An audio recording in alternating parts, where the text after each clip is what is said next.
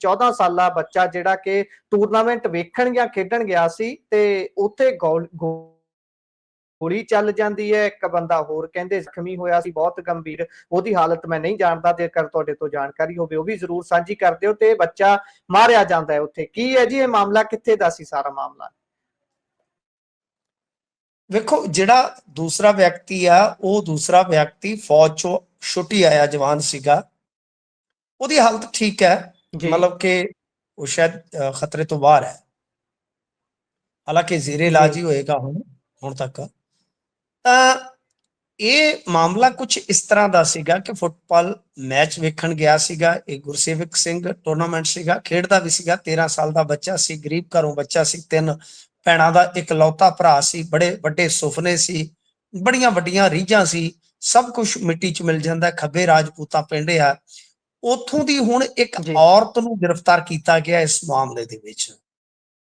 ਤੇ ਦੱਸਦੇ ਆ ਕਿ ਉਹਦਾ ਲੜਕਾ ਜਿਹੜਾ, ਉਸਨੂੰ ਵੀ ਸ਼ਾਇਦ ਨਾਮਜ਼ਦ ਕਰ ਲਿਆ ਜਾਵੇ ਆਉਣ ਵਾਲੇ ਸਮੇਂ ਦੇ ਵਿੱਚ।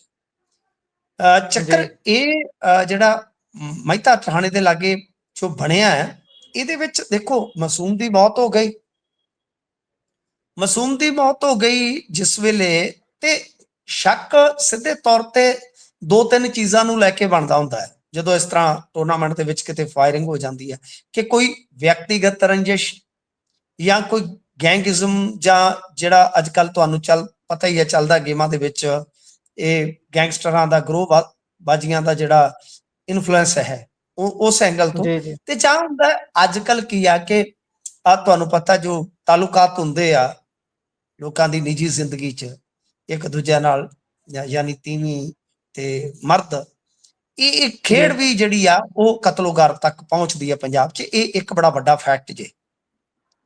ਇੱਥੇ ਜਦੋਂ ਮਾਸੂਮ ਦੀ ਮੌਤ ਹੋ ਗਈ ਤਾਂ ਗੈਂਗਸਟਰਵਾਦ ਦਾ ਤੇ ਕੋਈ ਮਸਲਾ ਜਿਹੜਾ ਉਹ ਜਾਪਦਾ ਨਹੀਂ ਸੀ।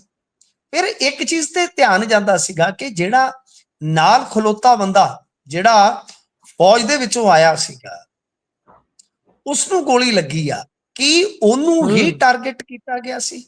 ਤੇ ਨਾਲ ਇਹ ਬੱਚਾ ਜਿਹੜਾ, ਮਤਲਬ ਕਿ ਉਹ ਬਚ ਗਿਆ ਤੇ ਮਰ ਇਹ ਬਚਾ ਗਿਆ।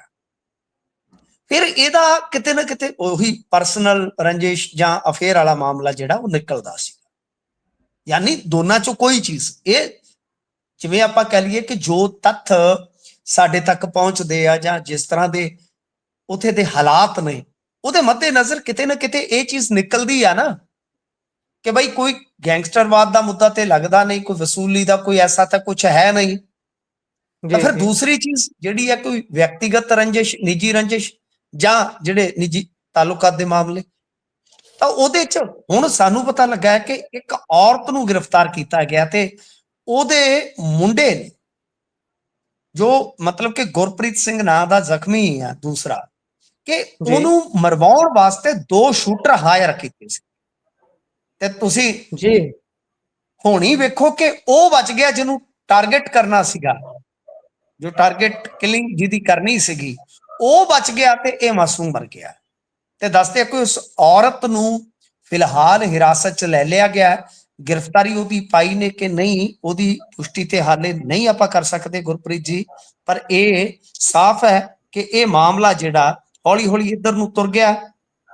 ਪਰ ਗੱਲ ਇਹ ਆ ਕਿ ਜੋ ਵੀ ਹੈ ਬਹੁਤ ਹੀ ਘਿਨਾਉਣੀ ਤੇ ਮੈਂ ਕਹੂੰਗਾ ਕਿ ਜ਼ਾਲਮਾਨਾ ਘਟਨਾ ਸੀਗੀ।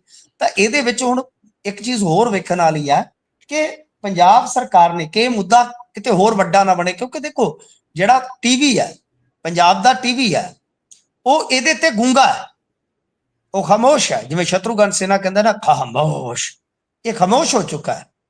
ਕਿਉਂ? ਕਿਉਂਕਿ ਉਤੋਂ ਦੂਜਿਆਂ ਦੀ ਘੁਰਕੀ ਮਾਰਦੀ ਇਹਨਾਂ ਨੂੰ, ਇੱਥੇ ਲੋਕਲ ਸਰਕਾਰ ਦੀ ਘੁਰਕੀ ਮਾਰਦੀ ਆ। ਤਾਂ ਜਿਵੇਂ ਜਿਵੇਂ ਉਹ ਕਵਰੇਜ ਹੋਏਗੀ ਬਦਨਾਮੀ ਸਰਕਾਰ ਦੀ ਆ। ਤਾਂ ਸਰਕਾਰ ਚਲੋ ਹੁਣ ਆਪਦੀ ਬਦਨਾਮੀ ਤੋਂ ਬਚਣ ਵਾਸਤੇ ਇਦਾਂ ਕਰਦੀ ਹੀ ਹੁੰਦੀ ਆ, ਪਰ ਘੱਟੋ ਘੱਟ ਇਸ ਪਰਿਵਾਰ ਦੀ ਬਾਂਹ ਤੇ ਫੜਨੀ ਚਾਹੀਦੀ ਹੈ ਨਾ ਭਗਵੰਤ ਮਾਨ ਹੋਰਾਂ ਨੂੰ। ਇਹ ਪਲੇਅਰ ਵੀ ਸੀ, ਮੁੰਡਾ ਗਰੀਬ ਵੀ ਸੀ, ਇਕਲੌਤਾ ਸੀ, ਤਾਂ ਘੱਟੋ ਘੱਟ ਇਹਦੀ ਇਮਦਾਦ ਤੇ ਕਰੋ ਨਾ ਯਾਰ।